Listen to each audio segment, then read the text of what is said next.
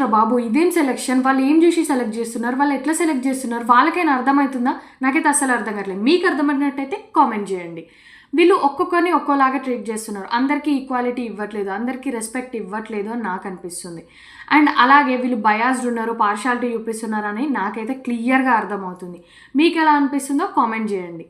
చాలా ఉన్నాయి ఈరోజు మీతో మాట్లాడేటివి, మనం మాట్లాడుకునేటివి చాలా అంటే చాలా విషయాలు ఉన్నాయి. అన్నీ మాట్లాడుకుందాం. వీడియో చివరి వరకు చూసేసేయండి. చలో, మన ఇంట్రో అయితే ఇవ్వలేదు కదా. హలో అండి, అందరికీ నమస్కారం. వెల్కమ్ టు అవర్ ఛానల్ మా అన్వితాశ్రీ. నేను మీ సంధ్య మహేష్. మన ఛానల్ని ఇంకెవరైనా కొత్తగా చూస్తున్న వాళ్ళు సబ్స్క్రైబ్ చేసుకోకపోతే ప్లీజ్ దయచేసి సబ్స్క్రైబ్ చేసుకోండి, లైక్ చేయండి, షేర్ చేయండి. అలాగే గంట సింబల్ మాత్రం నొక్కడం మర్చిపోకండి. చలో, మనం ఫస్ట్గా టాపిక్లోకి వెళ్తే, ఈరోజు ఎపిసోడ్లోకి వెళ్ళిపోతే, ఎపిసోడ్లో ఫస్ట్ వచ్చిన కంటెస్టెంట్ నేము సృష్టి వ్యాకరణం, శివ సృష్టి వ్యాకరణం. తను ఒక మోడల్ అంట. తను వచ్చింది, డ్యాన్స్ చేసింది, బాగా మాట్లాడింది, బాగా చేసింది, అన్ని క్వాలిటీస్ ఉన్నాయి తనకి. తనలో పెయిన్ ఉంది అని చెప్పి, అంటే ఆమె పెయిన్ చెప్పింది, ఆమె లైఫ్ గురించి చెప్పింది, అన్నీ చెప్పింది. చపాతీ చేయమని టాస్క్ ఇచ్చినారు, చపాతీ చేసింది. ఓకే, బాగుంది. తనకి 2 గ్రీన్స్ ఇచ్చినారు, హోల్లో పెట్టినారు. ఓకే, చూడొచ్చు ఆమెకైతే. ఓకే, నెక్స్ట్ రౌండ్స్లో చూడొచ్చు. డైరెక్ట్ బిగ్ బాస్కి పంపించేంత కాకపోయినా కూడా ఓకే, చూడొచ్చు, వర్త్. అండ్ ఆమె ఇంకొక స్టోరీ చెప్పింది. వాళ్ళ బాయ్ ఫ్రెండ్ అంట ఒకసారి నువ్వు షోస్కి వెళ్ళొద్దు, మోడలింగ్ చేయొద్దు అని చెప్పేసి చెవు పైన స్లాబ్ చేస్తే ఇయర్ డ్రమ్ పగిలిందంట. అది చెప్పింది. అదొకటి బాధ అనిపించింది. కానీ అది డియర్ అబ్బాయిలు, మీకే చెప్తున్నా, మీకు అమ్మాయిని కొట్టే రైట్ ఎవ్వరు ఇవ్వలేదు. అసలు మీకు నచ్చకపోతే నచ్చలేదు అని చెప్పండి, వినకపోతే వదిలేయండి. అంతేగాని కొట్టే రైట్ మీకు ఎవ్వరు ఇవ్వలేదు. ఎందుకంటే దేవుడు మనిషికి ఒక లైఫ్ ఇచ్చినాడు. మీది మీకు ఇచ్చినాడు, వేరే వాళ్ళకి ఇచ్చాడు. వేరే వాళ్ళది కూడా మీరే జీవిస్తానంటే వాళ్ళ లైఫ్ అని అన్నారండి, మిషన్ అని అంటారు. సో మీ లైఫ్ మీరు చూసుకోండి, వేరే వాళ్ళని కొట్టే రైట్ మీకు లేదు. అది నేను చెప్పాలనుకుంది. అండ్ ఆ అమ్మాయి తర్వాత సెకండ్ పార్టిసిపేట్ ఎవరు వచ్చినారంటే అయ్యప్ప సాధు అని చెప్పేసి. ఈయన గురించి మాట్లాడాలి. ఈయన గురించి మాట్లాడేది చాలా ఉంది. అసలు ఈయన విషయంలో నాకు జడ్జిమెంట్ కరెక్ట్ కాదనిపించింది. అస్సలు నచ్చలేదండి, చాలా కోపం వస్తుంది. అతను ఒక పంతుల్, అయ్యప్ప సాధు అతను ఒక పంతుల్. పంతులు అయితే ఏంటండి, నాకు అర్థం కాక అడుగుతా. పంతులు అయితే ఏంటి, పంతులు వెళ్ళకూడదా బిగ్ బాస్కి? చేయకూడదా? అందరూ వచ్చి వాళ్ళ స్టోరీస్ చెప్పుకొని, అసలు అందరు చెప్పే కామన్ రీజన్ ఏంటి? సరే పోనీ, అందరి దాకా ఎందుకు జడ్జిమెంట్ ఇస్తున్నా? మీరే బిగ్ బాస్కి ఎందుకు వెళ్ళారు? ఫేమ్ కావాలి, మనీ కావాలి, ఇంకా ఆపర్చునిటీస్ ఎక్కువ రావాలి అనే కదా. మరి కామనర్స్ కూడా అందుకోసమే వస్తారు కదా. ఆయనకి అన్నీ ఉన్నాయి, మరి స్కిల్స్ లేవా అంటే అది కాదు. డ్యాన్స్ చేసిండు, మాట్లాడుతున్నాడు, అన్నీ ఉన్నాయి. జస్ట్ మీరు హోల్లోనైనా పెట్టాల్సింది. కంప్లీట్గా అందరూ రెడ్ ఇచ్చేసి రిజెక్ట్ చేసే అంత లేదు. అంతే, వచ్చినాడు, ఇంట్రడక్షన్ చెప్పుకొని డ్యాన్స్ చేసినాడు. టాస్క్ ఏమి ఇవ్వలేదు, డ్యాన్స్ చేయమన్నారు, చేసినాడు. అతను మోడలింగ్ కూడా చేస్తాడంట. సో అన్ని రకాలుగా ప్రూవ్ చేసుకున్నా. నాకు ఇంకా బెటర్ ఆపర్చునిటీస్ కోసం వచ్చా అని చెప్పేసి చెప్తే అభిజిత్ జడ్జిమెంట్ ఇచ్చేస్తున్నారు. అభిజిత్ గారు, ఇది మీకు కరెక్ట్ ప్లాట్ఫామ్ కాదని చెప్పేసి ఇచ్చేసినారు. బిందు మాధవ్ గారు, you are choosing this is as a stepping stone లాగా యూజ్ చేసుకుంటున్నారు మీరు అని అన్నారు. ప్రతి ఒక్కరు అంతే కదండి, ప్రతి ఒక్కరు అదే కదా చేసేది. మీరైనా సరే ఇప్పుడు బిగ్ బాస్కి వెళ్ళింది ఎందుకు? ఫేమ్ రావాలి, డబ్బులు రావాలి, 4 ఆపర్చునిటీస్ రావాలి అనే కదా. అందరూ అందుకే యూజ్ చేసుకుంటారు. అండ్ ఇంకా నవదీప్ గారి విషయానికి వస్తే ఆయన అన్నారు, ఏంటి మీరు అక్కడ చాలా బాధ్యత గల వృత్తి చేస్తున్నారు, మీరు అది బాగుంది మీరు చేసేది, కానీ ఇక్కడ యావరేజ్గా ఉంది అని చెప్పేసి అన్నారు. అండ్ మీరు అదే చేసుకోండి అన్నట్టుగా మాట్లాడారు. అసలు ఏంటి అంటే, పంతులుగా చేసేవాళ్ళు వేరే దేనికి పనికిరారా? అంటే వేరే ఏది చేయకూడదా? ఆయన అది పంతులు వృత్తి చేసుకుంటూనే ఆయన మోడలింగ్ చేస్తున్నాడు, అన్ని రకాలుగా ప్రయత్నిస్తున్నాడు. మీరు ఒక ఛాన్స్ ఇవ్వండి. ఓకే, మీకు నచ్చలేదా? ఓకే, వెల్ ఫైన్, రిజెక్ట్ చేసినారు. అంతేగాని మీరు అదే చేసుకోండి, మీకు అదే అని అంటే, లాస్ట్ సీజన్లో మీరు కళ్యాణ్ పడాలా గారిని పంపించినారు కదా. మరి ఆయన ఇంకా సోల్జర్, ఆయన చేసేది ఇంకా మంచి జాబ్, బాధ్యత గల జాబ్, అది మన దేశానికి కాపాడే జాబ్. మరి ఆయనకి ఎందుకు పంపించినారు? అప్పుడు ఆయన గెలిచే వచ్చినాడు కదా. మరి ఇప్పుడు ఈయన విషయంలో ఎందుకు ఇలా? ఓకే, మీరు రిజెక్ట్ చేస్తే చెయ్యండి, అంతేగాని ఇట్లాంటి రీజన్స్ చెప్పకండి, ఇట్లాంటి మాటలు వాళ్ళతో అనకండి. సరే అండి, మీరు నెక్స్ట్ టైం ట్రై చేయండి, ఇంకొంచెం బెటర్మెంట్ అని చెప్పండి. అది మీరు చెప్పాల్సింది. ఓకే, ఆయనకి అన్ని రెడ్స్ ఇచ్చేసినారు, రిజెక్ట్ చేసి పంపించేసినారు, అయిపోయింది. తర్వాత అపర్ణని డిఫెన్స్ అంట. ఈమె డిఫెన్స్ నుంచి, అంటే డిఫెన్స్ ట్రైనర్ అపర్ణ. ఈవిడ గారు వచ్చినారు, ఈమె స్టోరీ అంతా చెప్తున్నారు. పాపం ఆమె చెప్పిన స్టోరీలో చాలా పెయిన్ ఉంది. వాళ్ళ ఫాదర్, వాళ్ళ బ్రదర్ ఒకేసారి చనిపోయినారంట. ఓకే, వాళ్ళ అమ్మ కూడా కొంచెం కళ్ళు కనిపించవు అని చెప్పేసి వాళ్ళ అమ్మ పింఛన్ పైన పోషిస్తే తను ఇంటర్ కంప్లీట్ చేసింది. ఆ రకంగా నేను డిఫెన్స్లోకి లేకపోయినా, బట్ నేనైతే ఇప్పుడు అందరికీ ట్రైనింగ్ ఇస్తున్నా. 100 మెంబర్స్కి ఇస్తానంట తను డిఫెన్స్ ట్రైనింగ్. సో అదంతా బాగుంది. ఆమెకి ఏం టాస్క్ ఇవ్వలేదు, ఏం చేయలేదు. జస్ట్ ఆమెను అడిగినారు. అంటే ఆమె మాట్లాడుతుంటేనే మీకు ఇది కరెక్ట్ కాదండి, మీరు వేరే ట్రై చేయండి, ఒకవేళ మీరు రికగ్నైజేషన్ కోసం చూస్తున్నామంటే మేము మీకు హెల్ప్ చేస్తాం, మేము మీకు ప్రమోట్ చేస్తాం అన్నట్టుగా మాట్లాడినారు. కానీ ఆమె నాకు ఇది కాదు, నేను ఎన్ని చేసినా కూడా నాకు గుర్తింపు రావట్లేదు, సో నేను ఇది యూజ్ చేసుకోవాలనుకుంటున్నా అని చెప్పేసి ఆమె అన్నారు. మేబీ నాకైతే ఈమె విషయంలో స్ట్రాంగ్గా అనిపించింది. ఇంకా ఫర్దర్గా ఈమె ఎబిలిటీస్ చూసి రిజెక్ట్ చేసి ఉంటే బాగుండేది అని చెప్పేసి. ఆమె ఫిజికల్గా ఫిట్ ఉన్నారు, డ్యాన్స్ చేస్తున్నారు, అన్ని రకాలుగా బాగున్నారు, బాగా మాట్లాడుతున్నారు, అన్నీ చేస్తున్నారు. చూడాల్సింది అప్పుడే సో ఆమె స్టోరీ చెప్పింది. ఇంక అట్లా ఏడ్చేసింది. 2 రెడ్లు రాగానే తను ఇంకా చాలా ఎమోషనల్ అయిపోయింది అన్నమాట. ఓకే వీళ్ళని రిజెక్ట్ చేస్తారు అని చెప్పేసి చాలా ఏడ్చేసింది. ఆమె అట్లా ఏడుస్తుంటే నాకు లాస్ట్ సీజన్ అంటున్నా, గీతు రాయల్ గుర్తొచ్చింది. తను ఎలిమినేట్ అయినప్పుడు స్టేజ్ పైన చాలా ఏడ్చింది కదా, తిను కూడా అలానే ఏడ్చింది. మేబీ ఒక గ్రీన్ ఇచ్చుంటే బాగుంటుండే, ముందు రౌండ్స్లో చూస్తే బాగుంటుండే అని అనిపించింది. కానీ తను ఏడవకుండా మేబీ డిఫెన్స్ చేసి ఉండుంటే మ్యాక్సిమం నవదీప్ ఇచ్చుండేవాడేమో, గ్రీన్ ఇచ్చుండేవాడేమో. ఎందుకు అని అంటే మనం హౌస్లోకి వెళ్తే చాలా బేర్ చేయాలి, చాలా చూడాలి. అందుకని చెప్పి వాళ్ళకి అదొక ఈమె రీజన్ ఇచ్చేసింది, నువ్వు ఇంత ఎమోషనల్గా వీక్ ఉంటే ఎట్లా అన్నట్టుగా ఆమె రీజన్ ఇచ్చేసింది. అలా ఇవ్వకుండా ఫైట్ చేసి ఉండుంటే బాగుంటుండే, మేబీ గ్రీన్ వస్తుండే నవదీప్ నుంచి. సో తను అలా ఏడ్చింది, తను అయిపోయింది, తనకి అందరు రెడీ చేసినారు, పంపించేసినారు. బట్ ఆమె సింపతి కార్డ్ ప్లే చేస్తుంది అని అనుకుంటే మన నెక్స్ట్ రాజకుమారి గారు అని ఒకరు వచ్చినారు, ఆమె కూడా అదే ప్లే చేస్తుంది అని అనుకోవచ్చు కదా. ఆమె సింపతి కోసం రాలేదు, ఆమె ఏదో అచీవ్ చేయాలి. ఆమె ఎన్ని చేస్తున్నా కూడా నాకు రికగ్నైజేషన్ లేదు, నేను ఇంకేదో సాధించాలి, ఏదో చెయ్యాలి అని చెప్పేసి తను చెప్పింది. కానీ వీళ్ళు ఏమన్నారు, నీకు ఇది కరెక్ట్ కాదు, నీ డిఫెన్స్ అకాడమీ కూడా సక్సెస్ అయితే అందరి దృష్టిలో నువ్వు అచీవ్ చేసినట్టే కదా, సో నీ అకాడమీ నేమ్ చెప్పు అని అంటే అసలు తను చెప్పట్లేదు. ఎందుకు, ఆమె దానికోసమే వచ్చిండుంటే స్టార్టింగ్లో చెప్తే తనకి ప్రమోట్ అయిపోతుండే. వాళ్ళు ఇప్పటికి కూడా రెడీగా ఉన్నారు ప్రమోట్ చేయడానికి, బట్ తను అసలు యాక్సెప్ట్ చేయట్లేదు. తను నేను బిగ్ బాస్కే వెళ్తా అని చెప్పేసి స్ట్రాంగ్ ఉంది. సో ఇంక ఫైనలీ ఆమెకైతే అందరు రెడీ చేసినారు. ఫైట్ చేసి ఉండుంటే బాగుంటుండే, తను సీరియస్లీ ఫైట్ చేసి ఉండుంటే గ్రీన్ వస్తుండే, నెక్స్ట్ రౌండ్కి క్వాలిఫై అవుతుండే. తను అయిపోయిన తర్వాత రామకృష్ణ అని వచ్చినారు. రామకృష్ణ అసలు ఈయన క్రేజీ, ఈయన రావడమే తుత్తర క్యాండిడేట్, ఫాస్ట్గా అన్నీ చేస్తున్నాడు. అయిపోయిన తర్వాత తను ఎమోషనల్గా అంటే మోటివేషనర్ అంటే ఆయన కాంటెంట్ క్రియేట్ చేస్తా, మోటివేట్ చేస్తా అండ్ అన్నీ చేస్తా అని చెప్తుంటే నవదీప్ గారు నన్ను మోటివేట్ చేయవా, నేను ఇప్పుడు లవ్ ఫెయిల్యూర్ అని చెప్పి టాస్క్ ఇచ్చినారు. ఇస్తే మోటివేట్ చేసేటప్పుడు క్రేజీ అనిపించింది, అంతేం లేదు, కొంచెం ఎంటర్టైన్మెంట్గా ఉంది. సో బిందు గారు కూడా జడ్జిమెంట్ ఇచ్చేటప్పుడు అయితే ఇతను ఫామ్లో ఒకటి రాశాడన్నమాట, నువ్వు ఇన్విజిబుల్ అయితే ఏం చేస్తావనంటే గర్ల్కి కిస్ చేస్తా అని చెప్పేసి అన్నారు. మనం ఇన్విజిబుల్ అవ్వం, కిస్ చేయం. అసలు ఎవరైనా సరే అట్లాంటి ఆప్షన్ ఇస్తే, అట్లాంటి క్వశ్చన్ అడిగితే ఎవరైనా క్రింజ్గానే ఆన్సర్ చేస్తారు, ఎవరైనా సరే కామెడీగానే ఆన్సర్ చేస్తారు. ఆయన అలానే చేసిండు. దానికి బిందు మాధవ్ గారు చాలా ఓవర్గా రియాక్ట్ అయినారు అనిపించింది, టీఆర్పీ కోసం స్క్రిప్టింగ్ లాగా అనిపించింది. ఎందుకంటే మనం అది చెయ్యం, మరి అలాంటప్పుడు ఎందుకంత ఓవర్గా రియాక్ట్ అవ్వడం, ఎందుకంటే బిందు మాధవ్ గారు కూడా మీరు అలా ఎలా చేస్తారు, అసలు ఒక అమ్మాయి పర్మిషన్ లేకుండా అలా ఎలా కిస్ చేస్తారు అని అంటే ఏమన్నా రియల్గా ఇచ్చినాడా, లేదు కదా, ఇన్విజిబుల్ అయితే అని అన్నారు. సో అది నాకు టీఆర్పీ కోసం అండ్ ఇంకా ఏమంటారు కంటెంట్ కోసం చేసినట్టే అనిపించింది, ఓవర్గా రియాక్ట్.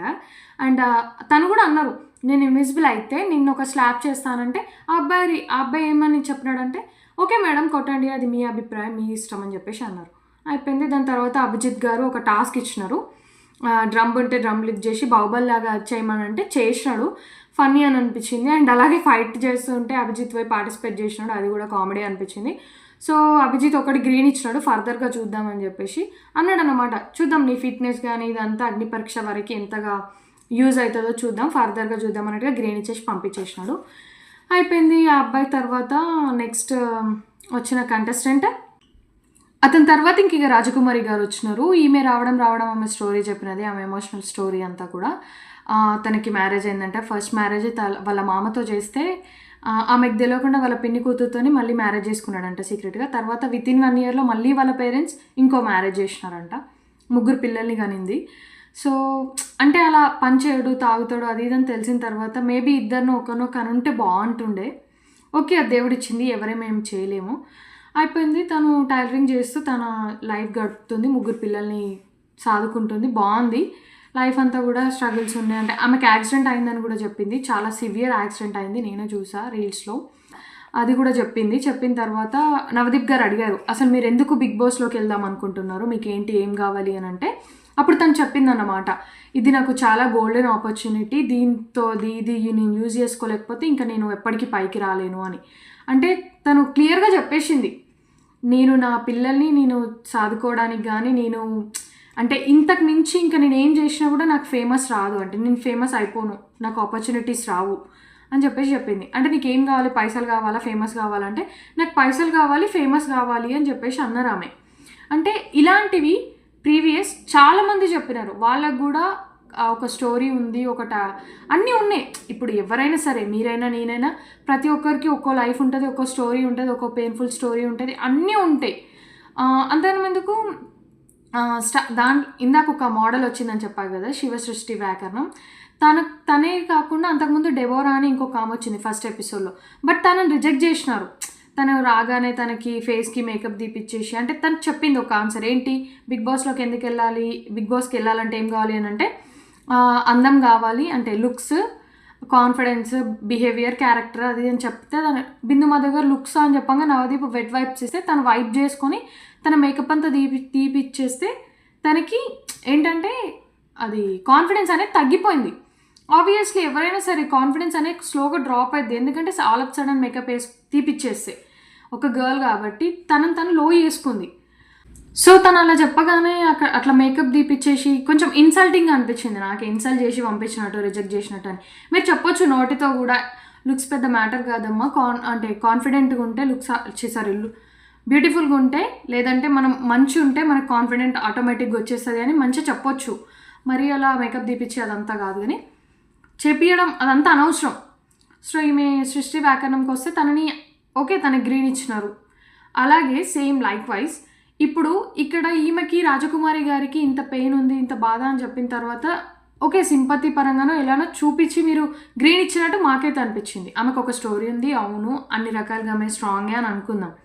ఆమెకి డైరెక్ట్ టాప్ 15కి పంపించేంత కాదు, ఎందుకంటే మీరు ఫిజికల్ టాస్క్ ఇవ్వలేదు, ఆమె ఎలా చేస్తుంది, ఏం చేస్తుంది, ఏమీ చూడకుండా అలా ఎలా పంపిస్తారు. ఓకే, మీరు అడిగిన క్వశ్చన్కి ఆమె స్పాంటేనియస్గా ఆన్సర్ చెప్పినది, ఆమె చెప్పిందల్లా మీరు విన్నరు, ఓకే. కాకపోతే ఆమె ఫిజికల్ అబిలిటీస్ మీకు ఎలా తెలుస్తాయి? ఇప్పుడు అందరినీ అలానే కదా, ఇప్పుడు స్ట్రాంగ్ ఉన్న వాళ్ళని, ఫిజికల్గా ఉన్న వాళ్ళని, అన్ని రకాలుగా ఉన్న వాళ్ళని మీరు రిజెక్ట్ చేసినారు. ఈమె మాత్రం ఆమె మాట్లాడితే ఆమె మాట తీరిని, అంటే ఆమె కష్టాలను చూసి మీరు యాక్సెప్ట్ చేసినట్టు అనిపించింది నాకైతే. మీకేమనిపించిందో కామెంట్ చేయండి. రాజకుమారి గురించి అలా అనిపించింది, ఏంటంటే ఆమె సింపతిని చూసి వీళ్ళు ఓకే సెలెక్ట్ చేసినారేమో అని అనిపించింది. ఎందుకంటే ప్రీవియస్ వచ్చిన వాళ్ళకి కూడా ఇలాంటి స్టోరీసే ఉన్నాయి, అన్నీ ఇవే ఉన్నాయి. అండ్ ఎవరైనా సరే చూడండి, మీరు ఫస్ట్ నుంచి కూడా ఫేమ్ కావాలి, డబ్బు కావాలి, మాకు ఇది కావాలి అని అనుకొని అందరూ వస్తారు ఆడిషన్స్కి, ఎవరైనా సరే. మరి మిగతా వాళ్ళని, కొన్ని క్వాలిటీస్ మంచి వాళ్ళని కూడా రిజెక్ట్ చేసినారు. అంటే ఓకే హోల్లో పెట్టొచ్చు అన్న వాళ్ళని కూడా కంప్లీట్గా రిజెక్ట్ చేసినారు. బట్ ఈమెకి ఎందుకు ఇచ్చినారు అనేది నా క్వశ్చన్. అండ్ తను కొన్ని మాటలు చెప్పినది హస్బెండ్ గురించి ఎలాంటివి అని చెప్పేసి నన్ను అడిగితే అలా ఓకే, ఆమె చెప్పినవి బాగున్నాయి, మాటలన్నీ కూడా బాగున్నాయి, నేనేం నెగిటివ్ మాట్లాడట్లేదు. కాకపోతే మీరు పెళ్ళైన ఏ ఆడపిల్లని కదిపించినా కూడా అలాంటి మాటలే వింటారు, అలాంటి మాటలే మాట్లాడతారు. ఎందుకు అని అంటే అది సమాజంలో ప్రతి ఒక్క అమ్మాయి ఏదో ఒక సిచ్యువేషన్లో దాని గో త్రూ అవ్వాల్సిందే. అది కామన్, ఇంక ఆడపిల్లగా పుట్టినందుకు అదంతా కామన్. సో నాకైతే రాజకుమారి గారి విషయంలో అలా అనిపించింది. సో అలా అందరూ అయితే తనకి గ్రీన్ ఇచ్చేసినారు. ఇంక దాని తర్వాత అడిగినారన్నమాట తన బెస్ట్ పర్ఫార్మెన్స్ రీల్ ఏంటి అంటే తను ఒకటి చేసి చూపించినది. యాక్చువల్లీ బేసిక్గా నాకు ఆమెను చూస్తే అలానే అనిపిస్తుంది. పందంకోడి మూవీలో విలన్ ఉంటారు కదా, తనలాగా అనిపిస్తుంది. అంటే ఆమె లేడీ మీరా జాస్మిన్ నేర్పిస్తారు కదా, తనలా అనిపిస్తుంది. తను అలా చేసినప్పుడు నేను ఆ రీల్ చూసినప్పుడు అలానే ఫీల్ అయ్యా. సో ఇంక నవదీప్ గారిని ఫ్లర్ట్ చేసింది కొంచెం, అక్షరాలు కూడా తెలుగుని కూడా రివర్స్లో రాసింది, అదొకటి బాగా అనిపించింది. నవదీప్ గారిని ఇంప్రెస్ చేసింది. కొంచెం ర్యాంప్ వాక్ చేసింది నవదీప్ గారితో. చేస్తూ తను చెప్పింది అనమాట, మా ఊర్లో వాళ్ళంతా కుళ్ళుకొని జావని రా అని చెప్పేసి. ఆబ్వియస్లీ ఎవరైనా అట్లా అచీవ్ చేసిన తర్వాత అదొక ప్రౌడ్ మూమెంట్ అనిపిస్తుంది. సో ఇంక ఆమె తర్వాత నెక్స్ట్ వచ్చిన సో ఇంక ఆమె తర్వాత నెక్స్ట్ వచ్చేసింది లయ. తనైతే అసలు చిచ్చర పిడగండి బాబోయ్, 24 years అంట. ఆ అమ్మాయి అయితే అసలు పటాకాలాగా ఉంది.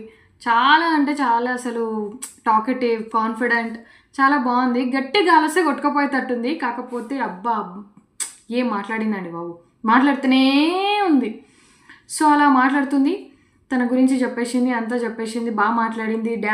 డ్యాన్స్ చేయమన్నారు, డ్యాన్స్ చేసింది. అండ్ అలాగే నామినేట్ చేయమని చెప్తే నామినేట్ కూడా చేసింది అందరినీ.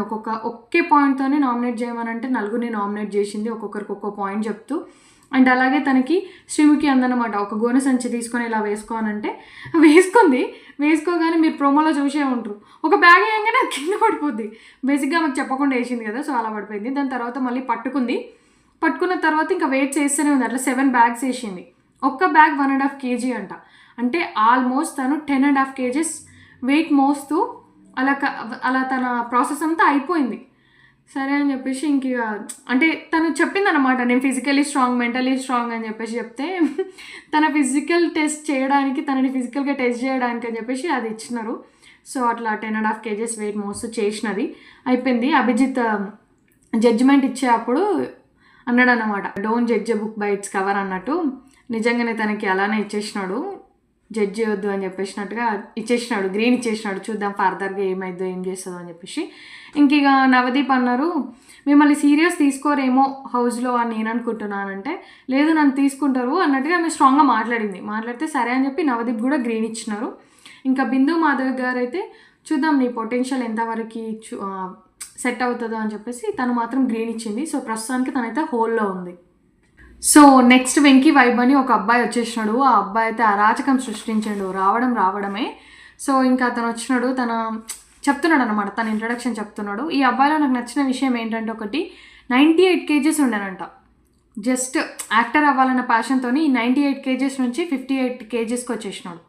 అది కూడా 95 kgs నుంచి 58 kgsకి వచ్చేసినాడు వితిన్ 8 monthsలో.